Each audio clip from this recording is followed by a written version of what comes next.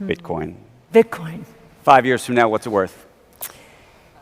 If we're right and companies continue to diversify their cash into something like Bitcoin, and institutional investors start allocating 5% of their funds towards, I'll just say Bitcoin for right now, because we did that, we framed it for Bitcoin, could be for other cryptos as well.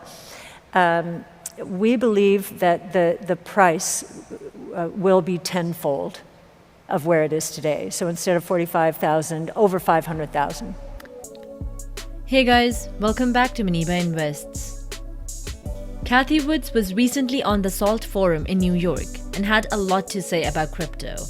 In today's video, we'll be covering a lot of it. She talked about the SEC's crackdown of Coinbase, China's crypto ban, how much Bitcoin will be worth in 5 years, and her opinion on the future of Ethereum. I have a lot of important information to share with you all, so make sure you guys watch till the end and don't miss out on anything. If you would like to stay in touch with the latest unbiased crypto news, then make sure to smash that like button, subscribe, and press the bell icon. So let's get into it. First, let's talk about the SEC's dispute with Coinbase. SEC's chair Gary Gensler said that Coinbase lists dozens of tokens that might be securities. If you're unaware of what's going on, let me quickly get you up to speed. The feud started in early August when the SEC chair said that he believes many tokens currently being traded on Coinbase may be unregistered securities without required disclosures or market oversight. This comment was not taken very kindly by the CEO of Coinbase, Brian Armstrong, who then went on a Twitter rant accusing the agency of failing to provide a transparent regulatory regime for good actors in the cryptocurrency industry. During the same time, Coinbase also announced that they will be launching a product called Lend that would pay consumers 4% interest on their USDC stablecoin holdings. SEC did not approve of Lend and threatened Coinbase with a lawsuit if they go ahead with this. Recently, SEC's chairman Gensler spoke at a hearing convened by the Senate Banking Committee and reinforced his claim that Coinbase did not have a license to operate as a stock exchange, even though they have dozens of tokens that might be securities. Gensler is now planning on backing out and is looking to persecute Coinbase for listing unregistered securities. This is massive for the crypto space because Coinbase is the biggest crypto exchange in America, and what happens to them in this conflict will literally dictate the future for crypto exchanges. If the SEC concludes that dozens of Coinbase's offerings are indeed securities, the company would likely have to delist them and could face a series of fines and investigations. Such a development would amount to a devastating blow for the broader crypto industry, since Coinbase is arguably regarded as the most mainstream crypto firm and has long billed itself as eager to operate within the law. This is a very important conflict, and I will make sure to keep you guys updated with what happens. Make sure you subscribe so you stay up to date. Cathie Woods shared her opinion on this ongoing fight as well. This is what she had to say. For all of that to happen, do regulators, especially US regulators, need to buy into this in a major way? I would also say that we just saw it in the last week. Brian Armstrong runs Coinbase. You have a stake in Coinbase, has now gotten into a somewhat bitter feud with the SEC over how the ability to offer effectively a yield product on some of these cryptocurrencies, specifically Bitcoin, will work. Yes. I think regulators, our working assumption from the beginning was that, and this was based on meeting with them, meeting regulators, both state and local and federal, was that no regulator wanted to be blamed from preventing the next big technology breakthrough to happen in the US. And that has proven true. Now we've got Chairman Gary Gensler. I'm really happy he understands crypto and understands the merits of Bitcoin in particular. He is a regulator, though, and he's a hardcore regulator. What Coinbase did, I mean, I was shocked when I saw Wells notice. Are you kidding? They haven't even released the product. Like, what is this? And I think what that Wells notice is doing, it's a call out by regulators saying, we got to discuss this stuff because this is happening very quickly. And I think we are going to bring courts into the system. This happened in Canada. A company called 3iQ sued the regulator there and won in court. So they were able to issue Bitcoin ETFs and closed-end funds, and Ether as well. So I am beginning to think that Coinbase doesn't mind this at all. And if you saw the stock reaction, it hardly budged, right? As you heard, Cathie Woods believes this conflict will not hurt Coinbase, because of which their stock has been greatly unaffected. All this talk about SEC cracking down on crypto makes you question, can a country actually ban Bitcoin? Of all the countries that have taken a negative stance on Bitcoin, China has made some of the most aggressive moves against the cryptocurrency in 2021. China has long maintained a ban on cryptocurrency trading.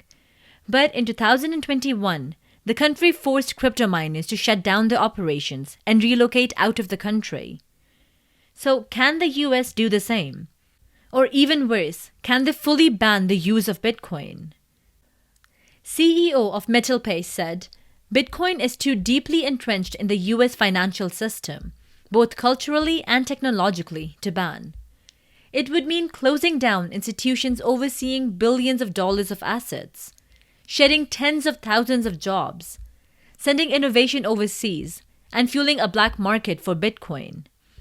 I agree with this statement. I don't think it's possible anymore to ban crypto because it's too deeply integrated in the US financial system. But we can definitely see the SEC impose harsh regulations that would make it very difficult to use Bitcoin. This is what Cathie Woods had to say about the China crypto ban and what that means for America. The other thing that I think is, and we've seen this in the crypto space, by shutting open source movements down, which is what they're doing. Right. All open source movements, no. I think this is going to give the US a competitive advantage. So we have allocated more of our innovation assets here in the US because of what's happening. China was going to be one of our biggest competitors. We saw them in the AI space making the league tables in chips. I'm not so sure. I think they have to do some house cleaning right now that we probably do not understand all the causes, but I think there's social unrest. That would be my guess. Cathie Woods sees China's crypto ban as an opportunity for the US to get ahead. Crypto is a new technology, and if the US can take advantage of the head start it has, it can become the global leader in the space. Finally, let's talk about Cathie Woods' prediction of Bitcoin and Ethereum.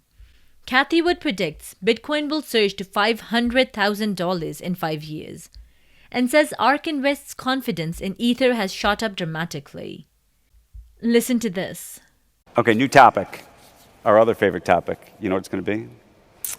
Bitcoin. Bitcoin. 5 years from now, what's it worth?